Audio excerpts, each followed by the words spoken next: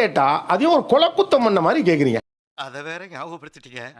அதான் சமைச்சிட்டு வந்து உட்காந்துருப்போம். சாப்பிட்டு முடிச்சுட்டு பிளேட்லாம் கொண்டு போய் வச்சுட்டு வெசில் வாஷ் பண்ணிட்டு வருவோம். இதெல்லாம் நம்புற மாதிரி அங்க இருக்குது. ஒரு சின்ன டீ கூட நல்லா இருக்கும். சாப்பிட்ட உடனே குடிக்கிறதுக்குலாம் எவ்வளவு கடுப்பாகும்.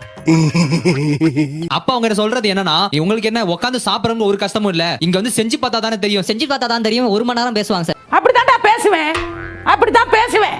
இனிமே இதை பஞ்சாயத்து ஆக்காம வேணும்னா நம்ம போய் ஒரு டீயை போட்டு குடிச்சுட்டு பாத்திரத்தை கழுவி வைக்கிறது உசிதம். எல்லாம் ஒன்னால என்ன ஓர வஞ்சனை நடந்திருக்கிறது. அம்மா அக்காலாம் சமைக்கும் போது தினந்தோறும் வெறும் இட்லி தோசை தான். பர்கர் இருக்கா? பர்கர் அதெல்லாம் இல்லைங்க. இல்ல பிஸா இல்லைங்க. ஏதாவது ஒரு தோசையிலாச்சும் ஏதாவது வெரைட்டி செஞ்சுதான். தெரியாதுடா. அதான் 100 வாட்டி சொல்லிருக்கல. தெரியாது தெரியாது தெரியாது. தோசை ஒண்ணுமே இல்ல. ஒரு தோசை வச்சு பொடி போடுறது.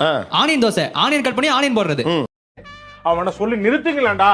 அவன் நிறுத்துற அந்த லூசுக்கு மட்டும் வந்துட்டே இருக்கான் போடுறா.